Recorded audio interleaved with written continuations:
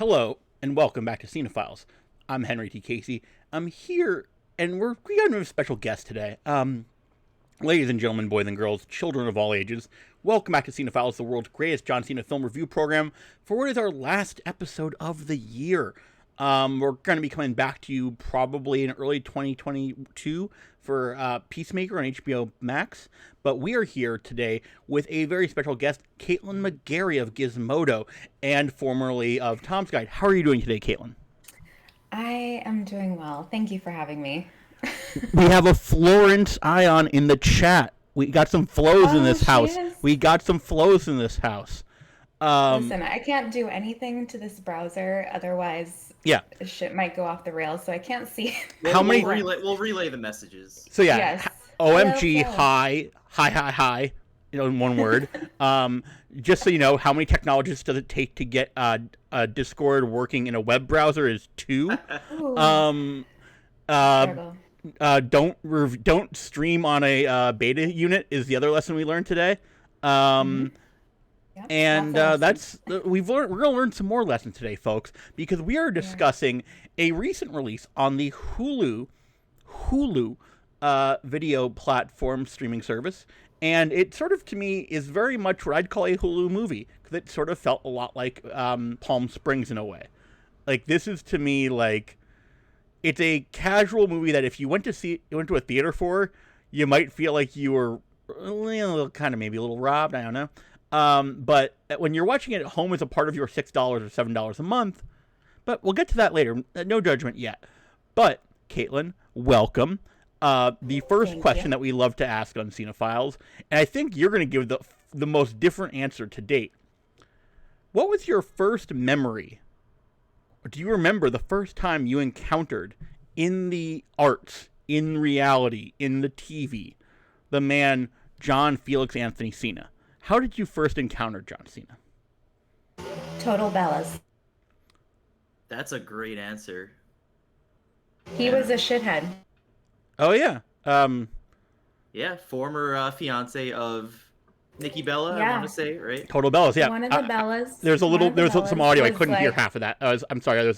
I had a little bit of trouble hearing that. But yeah, Total Bellas. Yeah, the dickbag fiance of the century. Great answer. I think that's Yeah. the first non-wrestling answer we've gotten, probably. Yeah. But in the same universe. And yeah, Mike, so- that brings us to the next regular segment bit on this show. Yes. Mike, take us to the Wikipedia corner. Yes, welcome to this week's installment of the Wikipedia Corner. Of course, extra excited to talk about Vacation Friends with two of my favorite vacation friends, and I was so excited that I actually came dressed for the occasion. Fully planned this out ahead of time. Have this nice Discord vacation shirt. I believe it or not, I'm in my bedroom. I'm not on a tropical island, but that's the magic of show business, baby. So yeah, a lot of fun facts. This wasn't from Wikipedia, but I just pulled this article. We like to talk about box office numbers. Of course, this is a streaming movie, so that's not really a factor. But according to Deadline, Vacation Friends had the biggest 3-day weekend opening for an original movie in Hulu history. So it is Hulu's biggest opening original movie. They already ordered a sequel called Honeymoon Friends. So we will be back, folks. The whole cast is coming back, same director, so look forward to that. So by and large, this movie is already a success. Taking a look over at Rotten Tomatoes, it's sitting at a 60% on the tomato meter from critical reviews and at 48% from the audience score, which sounds about right for this movie to me. It's very interesting that, like, we're going to get a Vacation Friends 2 before we get a Suicide Squad 2. Like, Yeah. This is John Cena has another franchise on his hands. yeah, no, So I'm so happy you said that the entire That's gang is coming incredible. back. Yeah, Yes. Yeah, it does set up I can see where this is going. Yeah. it does They set did something set it up pretty well. Yeah. Yeah. Ugh. And let's kick things off with the first question. What was the moment that you knew, Caitlin, that this movie was going to be weirder than you expected? I think the cocaine rimmed margarita. It wasn't the jet ski bong or the jet ski weed smoking? Because how... No, that seemed pretty normal. It was definitely the cocaine. I was like, oh, okay, things are quickly going off the rails, and I have no idea what's going to happen in this movie, clearly. I was For expecting like a rom-com, uh, and Same. maybe that's what we got, but and Mike, Yeah, it was the exact same for me. Like I was like, all right, this is gonna be a typical silly comedy. I was getting some slight Blockers vibes. Just really goofy, really unfiltered. But yeah, the cocaine scene, I was like, okay, we're strapping in. This is not exactly the movie I thought it was gonna be, and it was. In hindsight, that was really just the beginning of how absolutely bonkers Vacation Friends was gonna get. and for me, oddly enough, it was the word when okay, we meet Marcus and Emily. They get off the airport in Mexico. Got Vegas on the brain. And we established that Marcus is a type A1, and when Emily picks up the phone, she addresses her father as daddy. And this was the moment where I'm like, okay, I'm going to judge. What do we think about grown adults who refer to their father as daddy? Like, what do we think about those grown adults? Henry, I don't have time for therapy this morning. Yeah, There's too I much don't think we going have on. to go. There's plenty else to talk about. I think we could leave that to the side. Okay, But, so yeah, and then we see Marcus is the nervous one. Clear Glasses gang representing Marcus, lovely, fun but also awkward character. They're going to the very hot, it seems very classy hotel. They're talking all. Have you guys ever gone to one of these hotels where you can pre-pick your masseur or umbrella color? Yes. That I knew It's the answer incredible. would be yes, Caitlin. That was why I asked. that felt targeted. I have not, believe it or not. I don't know if we could have had that opportunity at the last trip. I could have maybe tried, but I didn't really. But then we establish that they're planning a big trip, and Marcus and Emily look out from their car, and they see on a jet ski, that's John Cena and his lady friend. She is smoking weed out of a pipe on the jet ski, and Marcus mocks him as reckless, and we sort of establish the general balance of the cast. I just want to jump in because I always like to talk about. I always like to rate, John Cena's first scene in these Yep. films, like your introduction to him. This is probably in the top 5, if not top 3, of him just rolling in on a jet ski with his woman, ripping a bong, ripping a bowl. Sorry, ripping a bong. I don't know. It's not Marie. It's not your dog, Mike. I have zero experience with marijuana, so his girl is smoking, and it's just the visual is amazing. He's tan. Has this hilarious spiky hair, kind of looking like for Henry, like a mid 2010s Chris Jericho, with the very like John Cena's hair is its own meme now, I think, ever since like 2 years ago when he showed up with like a sort of a semi-flat top, which is what he had when we saw him in Vegas. And yeah, his hair throughout this movie is like a second character. Like it's very much its own gimmick. It's incredible. He's come a long way from the buzz cut, from like the army flat top. So It's everybody can evolve, everybody can grow. We're all creatures in progress. And when we were watching Marcus talk to the hotel, Murillo is the hotel concierge. He's been talking to you on the phone It was with. incredible, by the way. The concierge, just Yep. like the way he plays his scene, I was just like, bravo, sir. That's what I was trying to get to. The concierge gimmick is so good in this movie, and like, there's a bit where he has to apologize and tries to fix something, and he can't. The Best Western, like. Oh no, it's part of the Best Western. It's the best. It's after the Best Western. So they screw up the room because somebody upstairs overflowed the jacuzzi, and Murillo has been getting. He knows that Marcus is a very anxious, planning person, relatable. But Marcus, they have to find him a new room. He quickly goes from 5 to 4 to 3-star hotels. But no, this is the Best Western, sir. Might be the best. It's one of the best lines. It's the best Western. Yeah, that was brilliant. The best Western in the area, according to this. It's one of the better lines in the whole movie. But it's when Murillo accidentally reveals that Marcus was going to propose, and he's apologetic and goes, "Okay, I can fix this." No, I can't fix this. Yeah, shout outs to Murillo, the real MVP of this film. Uh, But yeah, that's kind of what brings everybody together, because Marcus is like, all right, screw it, it's out there. I'm just gonna propose now. It's not how I wanted to do it. And then you get this really sweet moment of he proposes, she says yes. Ron and Kyla, I believe her name is, are just start cheering loudly, and one thing leads to another, and they offer to let them stay at their presidential suite. and they were the ones we discovered who did overflow the jacuzzi. Thank you, Florence, for the host. Yeah. And The concept, like, I mean, would you actually like stay in a room with a random couple? Like, okay, I'm obviously it's not true to life, but like from that point, like this is. they're I think yeah. maybe actually that's the point I knew shit was gonna go off the rails. Yeah. That's the big question. It's like, okay, you're given a binary choice of staying with strangers who are clearly chaotic in a very messy way, or Like when Kyla leaves the jet ski like in the middle of the ocean and takes a picture. I have a photo of where we left. She's like, here, I took a photo. You can easily find it. And it's just the water. Like, it's just. I don't know who this actress is, but like just the way she plays Kyla is incredible. Yeah, she was fantastic. I don't know if one of those strangers was John Cena or looked like him, I'd probably say yes. But in almost any other scenario, it'd probably be a hard no. Meredith Hagner as Kyla, and Lil Rel Howery as Marcus, and Emily is played by, so we've already said John Cena's name, Yvonne Orji, Orji. That's how or Probably not how you say it, but let's move on. Let's just keep on going. But yeah, no, you're given a binary choice: the best Western in the airport, or the presidential suite with the most chaotic couple you've ever met, who look like they're definitely looking for a third. Yeah, they definitely noticed them from across the bar. Yeah. For those in the know.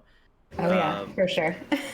Also, Caitlin, you were just on a Mexico vacation, so you're gonna be our de facto fact checker throughout the as we go through the the plot of this film. You could tell us what parts were accurate, which parts did you experience on your trip. I'm sure there's a lot of overlap, including the best scene in the film. We teased it before, but they get in the suite.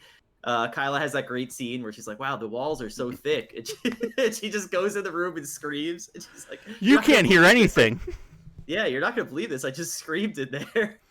The hotel calls up, and John Cena's like, no, she's okay. Yeah. But yeah, this is where the movie really establishes what it is, because as we said, they're making margaritas. And I think it was either Marcus or Emily, but they're just like, why does the salt not taste salty? And just completely deadpan. I think Ron just goes, oh, because it's cocaine.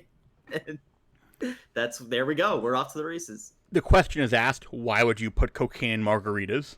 Mike, do you remember what the answer to that question is? Because we're on vacation, obviously. Yeah. I don't do drugs, is his response. John Cena back, even on vacation? Ron also shares a great tip for how to transport it. Yep.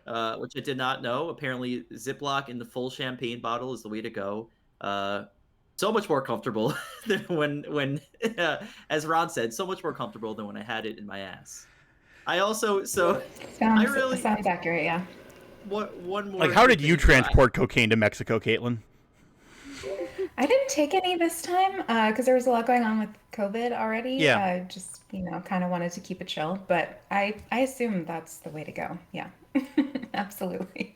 Yeah, you learned a lot from this film, how to kind of vacation properly. But there's so many drugs, just like so many drugs in this movie. I think that was unexpected. We also learned what Ron's job is. He is a park ranger in caves. And he describes... in Oregon. And he says, I'm like Batman if Batman's job was to stop kids from jacking off stalagmites. Which... I'm glad you caught that line, because I couldn't really make out the rest past jacking off. You gotta finish the sentence, Mike. You gotta finish the sentence. Right, we'll keep moving. I literally just didn't know what he said, but... you were laughing too hard, I get it. This, I wasn't planning on taking a ton of notes for this movie, but I ended up writing down like almost everything John Cena said because it's just so quotable and ridiculous. Like we get to the boat scene and he's just like, "God damn, sailing makes my dick hard." And he sees a bird, and because he's a park ranger, he just knows when a bird is about to poop. And he's like, "You know how I can tell that bird's about to shit? Watch." And lo and behold, the bird takes a shit. So it's just it's just so absurd right off the bat. And here's another sorry. Oh, I was just gonna say, like, the chemistry between Ron and Kyla, or John Cena and the actress who plays Kyla, is just like they play off each other so well. It's incredible. Like when they crash the boat and like they're just like, oh, we had to sign a lot of papers for that. I'm sure insurance will cover. And you realize like they just rented this boat and left it out there. And it's just like I loved it. I loved every moment. And this was established as their MO because that just happened with a jet ski. Like, that's not, why is Marcus is shocked when it happens. But also they had another binary decision, choose your own adventure thing. Like, okay, you could choose to go on your tour that you're supposed to go on, but it looks packed with tourists and lame. Or you could go on this private boat that looks awesome. Mm-hmm. I mean, that's an easy choice. I definitely would have done the private boat for sure. I'd pick the boat. My one complaint with the Mexico scenes is that it felt sort of like a montage, and I feel like there should have been more time spent. I think like there's a lot of the like wedding part later. Like I didn't realize so much of it would be wedding and not Mexico. Like the vacation part of Vacation Friends really needed to. Yep. That's some more time. That's my single biggest issue with this movie. I thought the whole film would be the vacation, and we'll probably get more into it. But yeah, I thought it really dragged once we got to the start of the wedding stuff. Yeah. The montage was really fun, just seeing them go through all these different bars and again tell us. You see Kyla beat a dude up. There was a great little nod for us wrestling fans because they watch a lucha libre match, and of course John Cena goes, "Are you kidding me? Anyone can do this." And he puts Marcus in the ring, which is a good fake out. Like they had the restraint to not make John Cena do wrestling stuff. So very fun stuff. Very fun stuff. This isn't like an everyday of the week booze soaked montage package. It's like. There's like a giant. There's like when they're pouring you a shot in your mouth gimmick, and they just keep pouring because John Cena can just drink an entire bottle shotgunned into his mouth of tequila because of course. I mean, that's what you do on vacation. Yeah. And then this ends in one of the most, I think, one of the really more jarring scenes in the entire movie where they're on the beach, and yes. Kyla decides to talk to Emily, and when Caitlin, what did you think of this? This was incredible. Okay, so Kyla and Emily are like bonding on the beach. It's so cute, and then like Kyla just says a bunch of like crazy shit, and you're like, oh, is she actually in trouble? Did Ron like kidnap her? Like what's going on? And it's just a total fake out, and I was like, Kyla, I love you so much. Like, this is incredible. It was one of those, at this, like, it was one of many fake outs in the film, but at this point, the movie was already so absurd that I would have believed that twist. If it was suddenly John Cena is a murderer and has this woman hostage, I would have rolled with it, because at this point, the movie established that it's willing to just go to the most bizarre lengths. It's basically a movie of head fakes in a lot of ways and a lot of like misunderstandings, and that's sort of like the kind of sitcom movie it is, which hey, everything's for everybody, it's good. But then I love that he actually had a gun, and so you're like, okay, maybe she wasn't lying. And then he wants to play this game where he puts a bottle on Marcus's head and shoots it off, and it happens so quickly that you're like, oh my god, someone's definitely dying like right now. But then he wants to try it on himself. I just love that he walks around with a bandage on. A giant gauze wrap around his head and a giant bleeding. And Ron did it. He didn't mind at all. He's like, he just grazed it. Yeah. There is so much this movie decides to leave out. Like, it's very interesting the editing choices are very funny in a way. Like, oh, we're going to skip that? Something later in the movie, you'll like, wait, okay, we're gonna have a wedding without, but like the big moment in the next big moment, that whole scene was the forehead kiss, which is sort of like one of my best story beats of this movie because it's like a roller coaster. It goes all these, but it's like this wholesome moment that keeps happening when one of these men kisses the other man on the forehead, and it shows that male friendships can be loving and caring, and it's really adorable. And like Cena, when he says salam and he kisses Marcus on the forehead, it's like, oh man, there's a human underneath this giant like pile of like improv sketch comedy that he's been doing this whole time. Once COVID calms down a bit, that's how I want to greet all my male friends going forward. I feel like handshakes are just so outdated at this point. I mean, every friend should kiss their friends on the forehead. This is like, we should normalize that. That's Agreed. how you greeted Rami back before COVID, right? Yeah, but that was an exception. But so the gun comes out, and it turns out the gun is a gift from Ron's friend Charlie, and it has a message on the butt of the gun, "De oppresso liber," and that translates to "from being an oppressed man to being a free one." And this is your first inkling that Ron is not the man who we think he is. And yeah, we learn about Marcus and Emily's dad have a rough relationship. And suddenly they're getting married on the fly with a makeshift minister. And yeah, that's like the cave scene is is really incredible. I mean, I enjoyed it because it leads up to like the cliff jumping, and this is the catalyst for a plot twist later in the movie. But I just love that scene because it foreshadows so much, including the ending of the movie. And it's just like really sweet. Unhinged, yeah. Deeply unhinged. Yeah. Yep. That's what this movie, if you had to synopsize this movie in one sentence, it's really unhinged but sweet. Yeah. I think I texted both of you after I watched it, and I was like, just complete batshit. Like, just, I don't even know what this was that I just watched. Yeah. But yeah, unhinged but sweet. Yes. And so, Mike, they go back to the hotel, right, Mike? Yeah, and yeah, speaking of unhinged and sweet, it's time to party, time to celebrate this wedding that just happened in a cave.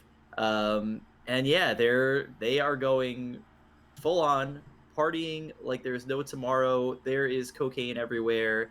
They're having a great time. We see John Cena's completely naked butt, which I think this is the second time in his filmography we've seen this. First time was Blockers, of course. Yep, the butt chugging scene. I'm not sure how I would rank this. I don't think anything tops the butt chugging scene. No, you can't top this butt was chugging. A nice.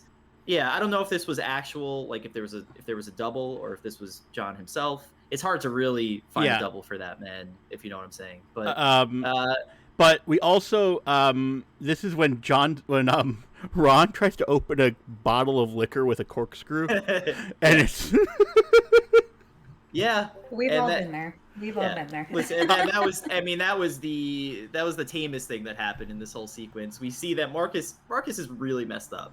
He's dizzy. He passes out. When he wakes up, everyone's still partying, doing coke. There's some lovemaking going on, not just between the couples, but there's a bit of swapping. There's something. It's mysterious. Marcus thinks from Marcus's point of view, he thinks he might be having sex with Kyla, which. But the weirdest thing is during this, when you see Cena's butt, he blurrily says, like slow-mo, "Hey, that bird's about to take a shit." I don't think I caught that. Or there was just so much happening that I don't think I fully internalized that part. It was an extremely chaotic scene. Yeah, you're excused from not getting that moment. Yeah. But after they wake up and the light it seems like they either pumped in more light with spotlights into the room in the setting, or they just messed with it in post-production, because they're evidently trying to show The Hangover visually, which okay, that felt extremely relatable. Yeah, I was about to say fact checking. You wake up, you have to get to the airport. You're like, I'm actually dead right now, but like, I will get on this plane. And then you run into your friends you were just with last night, who offer you more tequila for breakfast. Oh my god. That scene made me that scene made me a little nauseous. I wasn't even drinking. Shrimp nachos in the morning at the airport after a hangover is the biggest way to moment I Shrimp could imagine. nachos do sound pretty good, but yeah, in that Okay, context, no. I'm allergic to shrimp. Maybe I have a different reaction, but like, and then they're but Ron, yeah, Ron and Kyla are screaming like, "Hey, do you want some?" Like they're making all sorts of like attracting the cops jokes. The one line that made me just the mule joke Yep. was like incredible. Yeah. The one line after they finally let Marcus and Emily go, the one line that killed me, that they're just like, hey, stop those two. I think I see some human trafficking. Just like, it just really spoke to my horrible sense of humor, and it was incredible. They offer to bring the important thing is that they don't exchange contact information. Like Ron and Kyla want to stay friends, so Ron hands over his business card, but Marcus and Emily are like, we were just vacation friends, like we're done here. And then but they're not telling that to them straightforward. They're trying to be like, oh no, we'll see you another time. Farewell. Yes, he specifically says farewell, which is a final than goodbye. But Ron says, no, you can keep my sunglasses. But we're going to hang out in the future. You're with us forever. We're going to do double DMT in Oregon. So here is where, and now we kind of get back to reality. Marcus and Emily are home, and it's time to prepare for their actual wedding. I don't know why they didn't call it off. They already got married. Why waste all that time? They even mentioned that. They're like, as far as I'm concerned, we got married in that cave. Can we just bounce? And this is where the movie kind of slowed to a crawl for me. I didn't really need this much of the kind of wedding weekend. Obviously, it was important. This is where we get to know the families, and we realize kind of the issues that Marcus and Emily have at home, and like after meeting these insane but really sweet people, they have to go home and deal with parents that have ridiculous expectations, or Marcus's parents is that are a little embarrassing, and Emily's family is very high strung, and it's it was obviously important, but I think all this stuff went on a little too long. Yeah, the like welcome party was like a little. That could have been edited down a lot. But I like everything that they do with Emily's shitty brother Gabe, who there's a grudge between him and Marcus because Marcus once punched him in the face because of a game of flag football when Gabe was saying punch me because he didn't think Marcus would do it, and that's when he thinks Marcus sucker punched him. But like he's trying to fight him, and he's brought a buddy named Bennett, who also Bennett, by the way. In the Hall of Fame of D-bag guy names, Bennett is up there. Yeah. All offense to the Bennetts listening and watching. All offense. Yes. It's like Chad and Bennett, definitely. Yep. Yeah, there's no way you're not gonna be an asshole with that. No, yep. Definitely not. But the welcome party does reintroduce Ron and Kyla, which is important. In a very big way too. Yes. Because Marcus is saying, I have friends. I have great friends. You couldn't handle my friends. And Mike, are you there? I am here, okay, yeah. Because it sort of freeze framed for me on you, and it was a very awkward photo. Podcast, but, baby. So you can't handle my friends. Car crash through the gate. Out pop Ron and Kyla, because they tracked them down with concentric circles. The concentric circles works every time. And they literally go to every wedding in the area, which also doesn't make sense because like how would they have found? And there's a lot of plot holes. There's a lot of details that you just are supposed to ignore. But the funny part is when Ron and Kyla meet Emily's parents, specifically Ron and Emily's dad. Like you don't realize that Ron was in the military, so that's like a whole plot point that really comes out right then. His jacket reveals that he was a Green Beret, and so was Emily's dad, I guess. And they love each other instantly, even though Marcus is like telling jokes, even though Ron is telling jokes about somebody putting their fists somewhere. Like it's very inappropriate and fun in that way. But Marcus is like, please don't talk about the Mexico trip, the crazy. And then Kyla and Ron are like, one of the crazy things about the Mexico trip is why we came here. We have to talk about the Mexico trip. And remember that, folks. Yep. Just the way that all plays out is just like, it's so cringe, but like. Yep. Oh yes, yeah. The way Kyla describes, so this is where Kyla lets them know that she's pregnant. She does it in the most elaborate and disgusting way possible. I loved this. Not John. Also, very, very emotionally manipulative. Like, yes, it's incredibly well done. Yes, I guess we'll keep it semi PG, but she says she has a growth, so we think there's cancer or something, and she's like, no, the doctor said it's coming out on its own, and it's revealed, no, this is a child that's growing inside of her. Like, she's been wearing this big coat the whole night, which is, I don't know if that would really have cut. Like, she's very pregnant under the coat. I'm not sure the coat would have really hit it that well, but yeah, she's just like, bam, and Marcus is immediately like, 7 months, right? And Emily's like, nah, 5 months. And there's that whole conversation. iPhone history. Yeah, it's incredible. But yeah, so we have this new dilemma. We realize that Kyla's pregnant. It may be Marcus's baby, knowing what went down before. So that's the big thing hanging over our heads. But the wedding weekend proceeds, and we get to a point where, well, in terms of memorable John Cena quotes, Mike, we can't forget when they get Ron and Kyla get checked into the presidential suite because Green Berets help each other out, etc. And when John Cena enters the presidential suite, he yells to Emily's father, "Permission to shit my pants, Captain." I did not catch that, so thank you. Another incredible quote. But yeah, I think the next day it is, and you two remind me what they're actually doing, because they are all out. It's a fox hunt. A fox hunt. But it's not really a fox hunt, because the fox, it's like a fox walk or something. Like, there's no real fox. Here's where I wrote down, there's been that meme going around, you both have seen this, where as John Cena gets older, he looks more and more like Jim Varney from the Ernest films. And this scene, he really freaking looked like Jim Varney, because he's wearing the camo gear, like he's wearing the ridiculous camo hat. And I just thought his whole getup was incredible. But this is probably the best. We're getting to the best and most insane scene of the entire film, because Ron is kind of walking Marcus around, teaching him things he learned as a ranger, like, oh, you could actually eat all these different plants and things, things growing out of nature. And Marcus is eating all of it. He's loving it. This is pretty good. He eats moss at some point. He eats what's called like nature's onions or something. Well, no. John Cena sees some ramps. He goes, nature's cousin or something.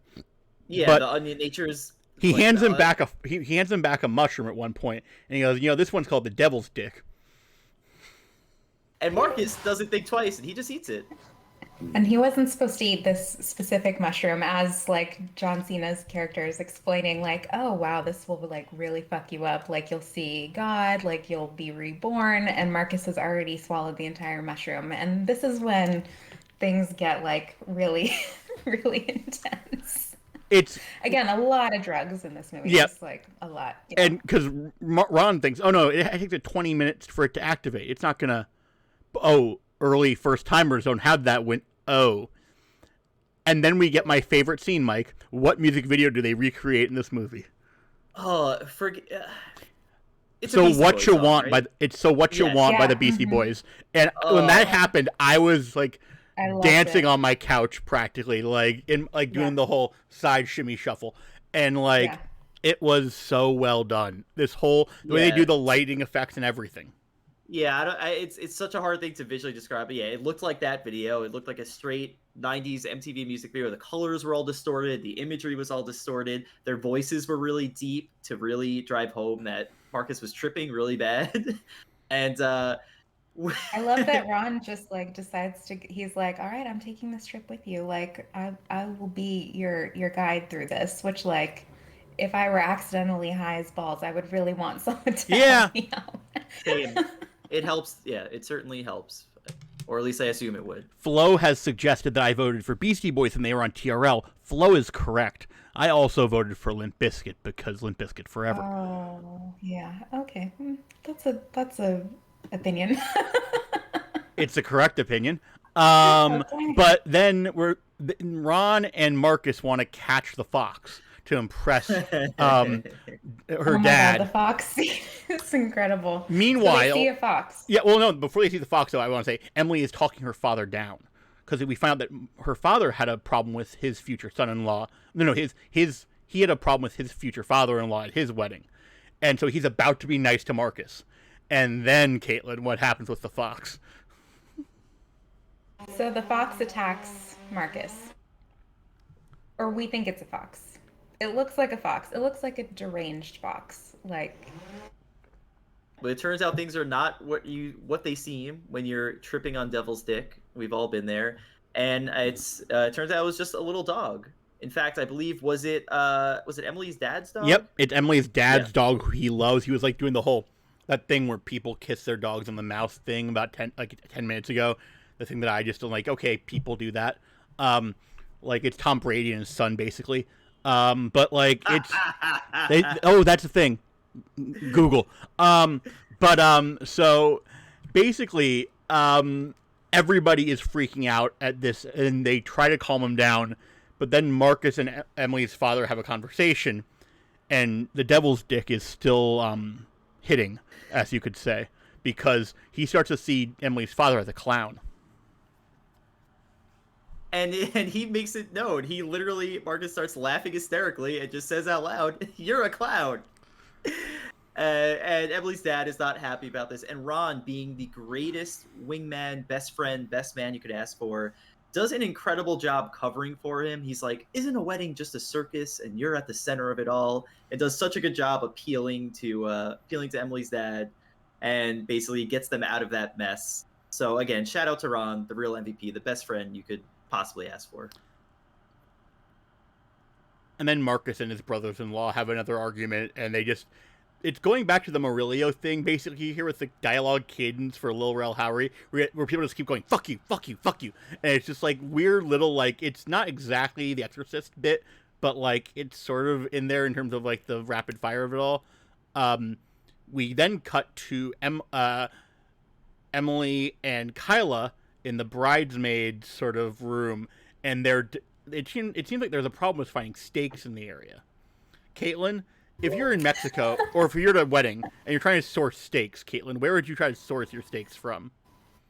You know, it wouldn't be a Waffle House to start, but like I could see how Waffle House would have incredible steaks. I mean, they do everything just to perfection. So, yeah, I would maybe start at like an Outback, but Kyla, suggests Waffle House, and this sets the stage for a later Waffle House set. So incredible. But yeah, the Kyla bridesmaids in the spa situation was like extremely.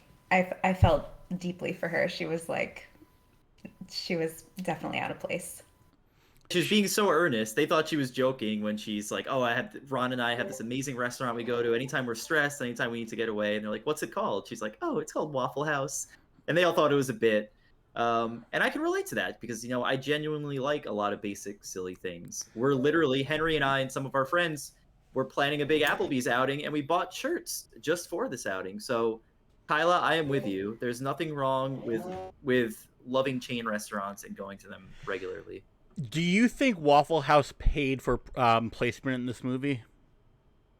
I don't think they need the exposure. Like Waffle House is good. They're big time. Okay. Yeah. No, I just wonder, like, it's sometimes whenever you see like a chain restaurant get like repeated mentions, I just sort of jump to the whole, wonder how this happened.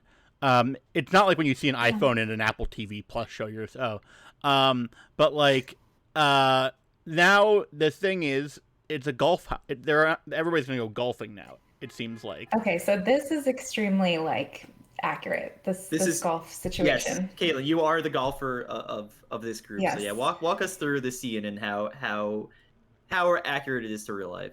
Yeah, so it's customary to like bet on like if you'll par at a certain hole, like who will like come under.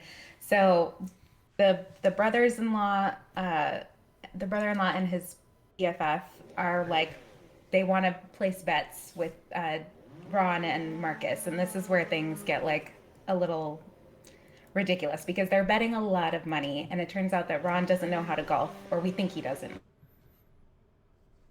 It's like $100 a hole or $1,000 a hole, It's I like, think it's 100. yeah, But and then yeah, double or it's nothing a on, lot. yeah, and then twice as much on the back 9. And like, it's because it's that whole brothers-in-law thing, because Emily's brother and his best friend Bennett are just assholes, and like there's a Ferrari Horrible that gets people. bet. Yeah. Like they bet The Ferrari gets bet. Yeah. He said Mona he just sent bought it us brand new. emojis. Hi Mona, thank you for the emojis, Mona. Aw, I wish I could see this. Hi, Mona. I'll send you a Um, screenshot later. okay, thank you. Shout out to all the Uh, babies watching us live right now. yeah. Probably not age appropriate, but it's okay. I don't Yeah. think she can understand what we're saying yet. But so then it's betting, and So Marcus and Ron cannot golf for shit, which like I have seen this happen so many times. Like the dudes place bets, like they cannot golf, and they're just hoping that the other players also can't golf. But uh, the brother-in-law and his best friend are like really good. So they get to the 18th hole and they're like, Ron wants to like double it. He wants the Ferrari in on it. But like we realize that he got all of this money because he pawned the wedding rings, Marcus's wedding rings. yeah, the And very like, expensive family heirloom wedding rings that Emily's father gave to Marcus to hold have been so he's just pawned. got like so much money, but it's from these rings. That's going to end well, right? And so John Cena, in the most slow motion moment ever, as I tweeted at the time, is John Cena about to Uncle Phil this fucking golf game? Because I flashed back to that moment on Fresh Prince of Bel-Air when Uncle Phil was like a grifter in pool. And like, and he almost hits the ball perfectly, and then it nips a couple of thistles on a tree at the top of a tree, and it's, you don't know where it goes. But it looks like it could have gone there. But it wasn't the green and they're like, we don't see it. Like you fucked up. Like we won everything. And then he's like, check the hole. Check the cup. Check the cup. And lo and behold, there it is. And Ron hits the hole in one. Turns out he was sandbagging this whole time. That's like literally impossible. It's like 375 yards. There's no way he like. So I think that he was working with the. Well, yeah. He was, but we forgot one part, that there was actually, they thought it was a much nearer hole, and much nearer green at first. They thought it was a different, and like, no, the green for this hole is that way. And it's like 10 times as far away, and it's like a physically impossible. And yeah, we turned out, Ron's been working with the guy who helped him get beers on the court. He's been bribing him with $100 bills, or tipping him with $100 bills. In this economy. Which is a real thing. They do come around and take your drink orders, which is like... It's pretty awesome. Not gonna lie. It's like Vegas casinos. But they're not free drinks in the golf course. They are not free. No, absolutely not. The real question, Caitlin, do you think you could beat Ron in golf? I mean, up until the 18th, absolutely. Like I could, okay. I could. But I want to see this matchup. John Cena, if you're watching, the challenges, the gauntlet has been thrown down. Yes, happy to. I don't know, attempt it. Accept the challenge, you coward. Done. All right, should we talk about the really big scene coming up with Marcus and Ron? Yeah. It turns out Marcus, they got to get the rings back though. But the problem is they win the Ferrari, which is incredible. But Ron is like, "We'll give it back. I just wanted to like prove a point," which is, morals. I like that. So they have to run back to the pawn shop before it closes. And the Ferrari scene is pretty incredible. You're like, what the fuck? They fucking Tokyo drift that fucking car into the thing, and it's sort of amazing. More than sort of amazing. It's brilliant.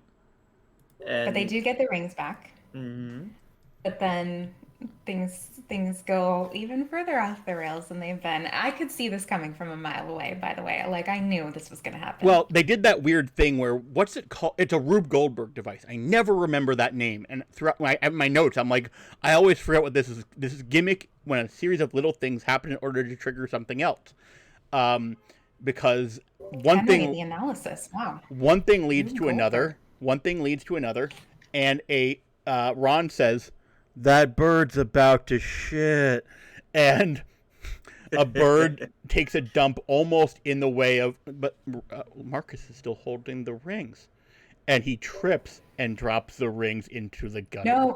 No. Ron like pushes him back just a little bit because he's like he could see it coming, like the bird was gonna shit on Marcus's head. So Ron like pushes him just enough that Marcus drops the rings, and they roll into the grate because of course there's a grate right there, and the rings are gone, and Marcus loses his fucking mind. Which, like, to be fair, I would too. That's a lot for a day. Like, I mean, Ron just didn't want him to get his shoes dirty. He was just being a good friend. And yeah. Marcus keeps repeating that. You didn't want me to get my shoe. You carried on my shoe. And he just can't finish the sentence. The rage is consuming him. So he chokes him out. And yeah, here's where we get what we think is the big reveal, because he's literally choking Ron, and Ron is explaining what happened, and he basically says, I need to tell you something. Before Mexico, the doctor said I was sterile. And then eventually that eventually gets Marcus to let go. Ron still passes out, but that's when Marcus is like, crap, the baby really is mine. Or so he thinks. And he thinks that Ron knows that the baby is his. Like, there's a lot of unsaid concern here. Yes. But it's like a very impolite choking, and it's basically we're back to the ceremony. That's an interesting way to phrase that. That was what I wrote in my notes. Well, actually, no, what I wrote in my notes was Cena accepting the choking, because he doesn't try to stop him, which is the weirder part of it. He's just like not forcing him off, which is like, oh, you're a good friend, I guess. Maybe. He's also a pro wrestler, so he knows how to sell these. Well, he's a Green Beret park ranger. I mean, yes, if we're gonna use pro wrestling vernacular. Yeah. The kayfabe, Mike, the kayfabe. Yes, yes. But so we get back to the wedding, and it seems like Emily also knows about the pregnancy. What? Yeah. So I guess Ron gives Ron and Kyla are giving a speech. I believe they're giving a toast to the bride and groom to be. And they basically say something along the lines of, you know, Marcus, your legacy is going to be part of our family forever. And Marcus is freaking out. He's like, damn, they're going to tell everybody. So he's like, screw it. He takes the mic. He's like, it's my baby. I did it. I got Kyla pregnant. And kind of the whole room goes silent. All the while, it turns out all of Marcus's coworkers have shown up at the wedding. Also, David Lum just said, yeah. Forgot to mention that Marcus is the owner of a construction company, but didn't want any of his workers to come to the wedding because, like, he's like his father-in-law thinks what he does is like embarrassing, and like, you know, he introduces him to everyone as a construction worker. So Marcus is like, the wedding is just for family. Like, sorry, you guys can't come. But Ron invites them all, so they show up to this like pre-dinner situation, and so everyone is hearing this speech. And then Ron and Kyla are like, oh, no, we just meant that, like, we're going to name the baby after you. Like, it's not your baby. So he makes this, like, totally cringeworthy speech, like, trying to do the right thing. And you're like, and you think that Emily, like, knows that he's the father of the baby. But it turns out Emily has her own secret from this Mexico trip. She was the one who hooked up with Kyla, and I think Ron says something about, yeah, it's hot. Like, he says something to that measure, but in the meantime, yes, it turns out Ron is the father, he says, and he explains, you remember the jump off the cliff? I said, cover your balls?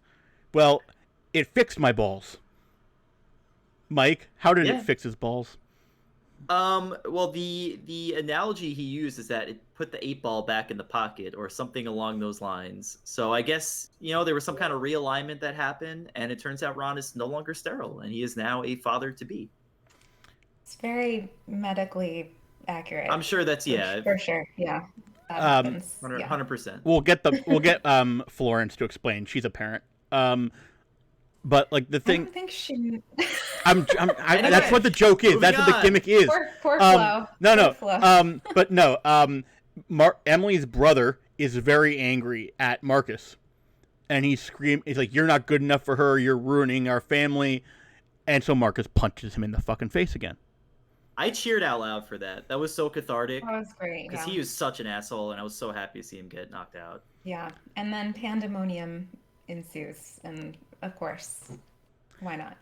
Flo says she's pulled a John Snow here. Flo writes, "LOL, I know nothing." And then it turns out Emily's father demands for the rings back, to which Marcus goes, "They're in the sewer, man." And chaos ensues, fighting everywhere. And we get some Marcus's employees are like trying to hold Emily's dad back. It's a whole brawl. But yes, let's go on. Ron throws people left and right. But then this leads to like a friend breakup, because this was really sad, because Ron and Kyla like have their hearts in the right place. They're completely fucking insane, but like they're trying to be good friends. We all know, we all have those people in our lives. Yes. We jumped over the fact that all this time Kyla has been chatty with Emily's grandmother, who never talks to anybody. Yes. And it turns out Kyla works as an assistant to a doctor of sorts, a doctor who has a very interesting name, if I remember correctly. It seemed suspicious or sus, as the kids would say. I didn't remember the name. Neither. What was the name? It was like she has a very off the books job. Is the important thing to know. And she's like, I love the benefits, but she didn't mean like healthcare or insurance. She's like, no, free pills, which comes into play with the grandma, because now she's sharing the goods, and grandma is talking up a storm now. So Emily thinks that Kyla has been drugging her grandmother, and is just like, it's all too much. It's too much. Emily and Marcus lose their minds. They say a lot of horrible things. We were just vacation friends. We're not real friends. Which is like... That hurt me. Hurtful. Yeah. It was really mean. But you can also see how the emotional roller coaster leading up to this moment, like, I can't say I wouldn't do the same. I might, have lost my shit. Yeah, Marcus and Emily had gone through a lot at this point. Very traumatizing. Mm-hmm. And we cut to the next morning, and everybody's drunk and hungover, and the construction workers are still drinking, and they bring in Harold, Emily's father, who is also still drinking and is sort of like goofy at this point, and he admits that he's a lot like Marcus, because Marcus's employees said that he's a stickler for the work and a hard ass, and he sees himself in Marcus, which is like a very true to character way for them to reconcile. Like it was sweet. Yeah, they all vouched for him. They mentioned that he basically paid for all of them out of pocket to start his company, and that really kept Emily's dad on Marcus's side. You're like, you know what, you are a good guy. But Kayla and Ron are nowhere, but they left a gift. Oh yeah. Oh god. It's Caitlin, wholesome. Do you want to give us the feels, walk Caitlin? us through what they got? Well, first we have to talk about the they were not pills. Well, they were pills, weren't they? It was like natural. Yeah, medicine. it was herbal remedy pills that were getting grandma to, and she was in so much pain because of the other pills. Like, it just seems like this is a case of like that movie I Care a Lot, where like the elderly are being misprescribed tons of terrible medicine. Yeah, I didn't watch that, but yeah. Try to watch it before without knowing who the other main actor is, because it's a great reveal. The one who isn't on the main poster. But they it turns out Kayla has left a giant handwritten note, which was adorably largely written in markers, like a Sharpie. It was super cute. What is the word? I forget. What is the word she like spelled out in the letter? BITCH, right? Yes. Yeah. And she's like, oh wait, I realize you probably don't have to spell that out in a letter.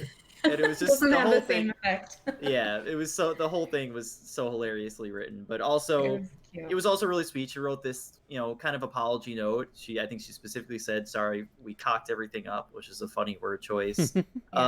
And then they opened the gift that's beneath it, and it turns out they found the rings and they got them back. And I genuinely, kind of got my feels a little bit here. Like, this was so sweet. Yeah, I felt so bad for them. It was such a nice gesture. And then obviously this is where Marcus and Emily are like, we have to get them back. We have to find them. I just love in the letter that she was like, you might want to wash these before you wear them. Even though they looked Like, perfectly oh. glimmeringly clean too, like they didn't look dirty. Yeah. It was sort of off. But like, she explains in the letter that like Ron has been like super fucked up from the death of his friend Charlie, and that's why he was like so emotional about being friends with Marcus, and it's like really sweet. And that you don't realize it all at this time. And like at one point, I think my favorite moment for John Cena's character in this whole movie is when I think early on when they're on the beach, he shows Marcus's friend Charlie on the phone, and it's a photo of John Cena and this very big grinning, smiling, bearded ginger man, and Marcus is like, that is a white man with a beard and red hair. He and I look nothing alike, but Ron goes, but your spirit is the same. You have this hard exterior, but like one, I don't have the words because I didn't write it down, but it's like one cracked through and all the juicy gushiness comes out or something. It's like a very interesting choice. Yeah. It was a choice. Relatable, yeah. Yeah, actually. But yeah, it's time to get them back. And I love the callbacks. This movie is very, very good with its callbacks because Yes. they're like, all right, we don't have their phone numbers, they don't have phones. How the hell are we gonna find them? And they're both just like Waffle House, and we're gonna go to every single one in the area, much like how Ron and Kyla found the wedding. They're gonna do that whole kind of ranger style circular approach. So they go Waffle House, Waffle House, Waffle House. They finally find them, and obviously Ron and Kyla are not in the best mood. No. Well, I love that they pull up to the parking lot of like the last Waffle House, and like I think Ron has parked the Ranger truck, like crashed into like a mail holder or something, like, and they're like, oh, obviously, like they're here. That's their signature right there. Yes. So they walk into the Waffle House. They're super apologetic. Ron is like overwhelmed, and Kyla's just fucking pissed. She's like not having it. And Ron is not really ready to forgive and forget, but Marcus knows his weakness. Yeah, he kisses him on the forehead and says, "So long." The forehead kiss, it gets you every time. Because I think Ron says something like, "How do I know you're being genuine?" Or "How do I know, like, when they say we need you back, like, how do I know you mean that?" And then, yeah, there it is, a little smoochy. It's very sweet. It really is. Very heartwarming scene. And then we just jump back to Mexico, because as I said earlier, this movie has very interesting edits because. Yeah, no need to see the wedding of the and you want to know why they didn't do that? That is a cost cut. Like, you don't want to spend the money on filming a giant mass wedding. Like that is a very clever, I believe, cost cutting move to not have to film a hundreds of people procession in like all the rows of stuff. And the wedding that mattered happened in the cave. Which all comes full circle. Okay. Full circle. At the Waffle House, they explained that they have decided to get married because they were like not going to get married, but now with the baby, they're going to get married. And so we jump to their wedding, which happens in the same cave in Mexico with the same officiant, and everyone is there. And it's just like a big party in a cave, which like honestly sounds like the best possible way to get married. Truly, like, just run in off a cave. Cocaine margaritas. The cocaine margaritas come back, and Emily's father has no idea what he's in for. I love it. And then they do another jump off the cliff, and it's like perfect. Just like nailed it. Yeah. Kyla says something. Happy ending. Kyla's like, I'm a mother now. Am I going to do this? She's like, of course I'm going to do it. It's very much like, these people are staying who they are, and. Yeah. Now that sets us up perfectly for honeymoon friends, because we've had a wedding. Now it's time to go on a honeymoon. Who knows where? I assume it won't be Mexico. I assume it'll be somewhere else. I sort of hope it's a European vacation. That would be fun. Yeah. Yeah. But basically this whole movie was just like a romantic comedy between two couples, which is like, you don't really see that very often. So I enjoyed it.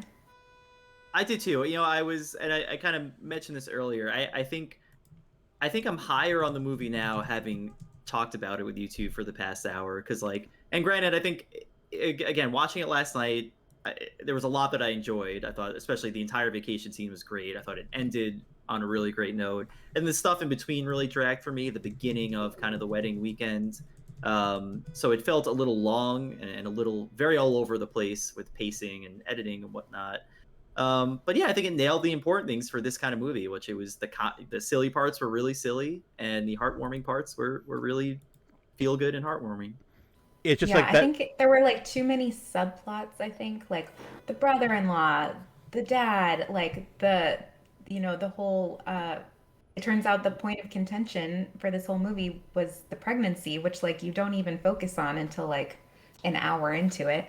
And it's like, okay, I thought the drama was going to be like the vacation. That's only like 10 minutes. Okay, the drama is with Emily's dad. Nope, just kidding. It's that Kyla's pregnant and we're not sure who's the father. So I think it kind of lost its way when we leave the vacation part. But you're right. Like it nailed the important parts. It was sweet. It was funny. It kind of reminded me of like early 2000s comedies where you're like why does it need to be so over the top? Like it's I Yeah, think if it hadn't been on Hulu, we would have seen like a lot more sexual jokes. it's very much from that like Judd Apatow school of Yeah. comedy, just really gross, really silly, Hmm. really over the top. Yeah. And it It was worked. cute. Like it is what it knows what it is, and it's not trying to be. But you're right; they could have edited some stuff out. And so since we're near the at the end of today's sort of recap slash review, Mike, I have to ask you. We have our little rating system here. We give Yes. movies and I think we sort of rate these not just as the quality of the movie, but the quality of the John Cena-ness of the film. Of course, Mike has put on the John Cena hat he bought in Las Vegas. This is important. We're scoring the movie. I need my thinking cap. What happens in This Vegas is a doesn't lot stay of in look. Vegas. Yes, so there, this had to not. So yeah, so it is time to score the movie as we do here on Cinephiles on our five knuckle shuffle scale. Of course, one being, best to worst, five being the best. I'm just gonna throw it out there. This movie is probably sitting at a 3.5 for me. The Ferdinand, I'm looking at the other movies and how I relate to it, and I sort of think it definitely feels somewhere between Ferdinand and Blockers. Like Blockers is a 4.5, so I would almost say 4. But like the problem of that, like the cuts that should have been made, there were so many cuts and you could have cut more. I do think also it's on Hulu. They could have gone crazier. Like I do think this movie Yeah. could have been I'm saying that this movie could have gone crazier. There is a there's an open wound on a man's head. There is rampant drug use. They could have still gone crazier. And yeah, I think 3.5 is about right. I do because it definitely it's not reinventing anything. It's just giving John Cena a chance to be really weird and like he hits his stuff out of the park. Like this is not a rating on his performance. It's not like judging. Yeah, I'm willing to go 3.5. And thank you again, Kate. Yeah, I was gonna say, Caitlin, any thoughts, disagreements with that score? No, I mean I don't think I've seen any other John Cena movie, but 3.5 sounds about right. You should see Yeah. Blockers at the very least. When we were trying to figure out who to invite on for what episode, you were one of the people who we had thought about for Blockers because it's a very good like teen comedy where the parents are also weirdos. Ike Barinholtz is in it. Leslie Mann is also in it. Some other people have smaller roles. That is that is the second best film on our ranking, I believe. That's the other thing that brings us to. So of course, this is for all intents and purposes our season finale. We have kind of gotten through all of Aw. John Cena's movies to date, and there's not much coming out until the Peacemaker HBO Max show next year. So yeah, we've been scoring these movies as we go, and I think we'll shortly after this we'll be putting out kind of our definitive ranking. So look out for that on Twitter. We're gonna put out a nice big list of how these movies actually. I think I see Henry trying to order the scorecard right now. I have a project on how I'm going to order them. Like I have a way to present it online. Like I have an Yeah. idea. I'm going to break out the Pixelmator for this one. It's going to be fun. But Okay. just to tease, I mean, just to put everything in context. So to date, The Suicide Squad has come out the winner of this current batch of films. No, I did see that. Okay. Yes. So yes, I agree. Yes. Not only was it a great film, but John Cena's Peacemaker was incredible. I love this. Yeah. I think there's a recent trend between Suicide Squad, Vacation Friends, and Blockers. Like getting to see John Cena fully unhinged in these R-rated movies where he could do whatever he wants is so much fun. He's kind of giving me like The Rock vibes, but I think he might end up being like a better actor. I think it's definitely possible because his characters are in service of a story about the character and not in service of a story about a natural disaster. Like I think he's definitely a better comedy actor than The Rock by far. Sure. I feel like The Rock is very good at one particular thing. Yeah. And John Cena can, be a little flexible. Are you trying to turn this into a spin-off podcast called Rock Hollywood, where we review all the Rock movies, Mike? Is that what you're giving? You know what? We got a lot of free time coming up this fall. Yep. Who knows? Stay tuned. But we've seen a lot lately. I think I wanted more out of F9. Like that's I think when I look through this list, I would say F9 it mostly because of the hype, and Mike had watched all the Fast and Furious movies in a week before F9. It's more power to him. That's ridiculous. I had a greatest decision I ever made. It's a dedication to the art. And art is in all caps. Tyrese is the greatest actor of American history in that movie. But yeah, no, I think there's definitely John Cena is building a very interesting filmography here, and I'm really curious to see what he does after this stuff. He has a movie called Argylle, and that's sort of what I wanted to get into as our sort of epilogue here. If we go to IMDb and search for, I can just go through the Vacation Friends entry. Why am I searching? So I love that his IMDb photo is a photo of him on the USA red carpet for some WWE event, by the way. That's my favorite. So he's got a movie called Argylle and then another movie called The Jansen Directive. And Argylle is a spy movie directed by Matthew Vaughn, which also stars Dua Lipa and Henry Cavill. So that is going to be an interesting... Wow. Yep. That's incredible. Okay, I'm excited. A excited. Matthew Vaughn John Cena movie is a very... Also, Bryce Dallas Howard, Sam Jackson, Bryan Cranston, Sam Rockwell, Catherine O'Hara. Like, John Cena is... Yeah, that might be... That's not even alphabetically organized. Like, that's... so much more... I mean, he's had major roles so far in 13 movies. At least we've covered 13 movies. But it feels like his film career is really just getting started now that he's out of the WWE Studios era of just doing these generic action films because it was good marketing for WWE. Except for the fact that the Jansen Directive kind of smells of early Cena. It is a Robert Ludlum novel adaptation about former Navy SEAL and prisoner of war. Paul Jansen works as a corporate security consultant, but when an assignment to rescue a VIP goes wrong, he's forced to go on the run. Also, the role that has shades of 12 Rounds in the Marine. But the role was originally meant for Dwayne Johnson, but because of his busy schedule, he was forced to drop out and remains an executive producer. Of course. Yep. So those are the next two John Cena movies in the Wikipedia. Argylle is set for 2022. There's another movie, Snafu. It's in post-production. It's also 2022. He plays a character named Chris Van Horn. John Cena will be in this movie with Jackie Chan. I think they're the two top billed people in this movie. Oh my god, what a combo. Yeah, so 2022, we're going to be back. We've got at least 4 projects for 2022.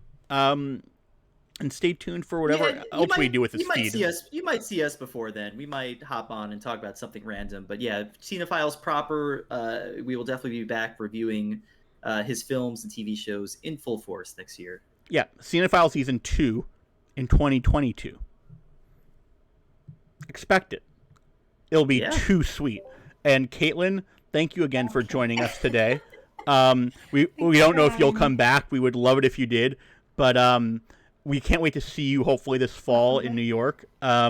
If you don't know, No, it's been a while. if you don't know the lore of this show, Caitlin was stolen from the East Coast by her home country, the West Coast, um, and now she is living her best life on vacation in Mexico and golfing and being in very warm climates. And like, We'll get her back. yeah, um, We'll see TBD, but I am looking forward to it. I miss you guys. we miss you too, kid. Have a great day, everybody. We'll talk to you later.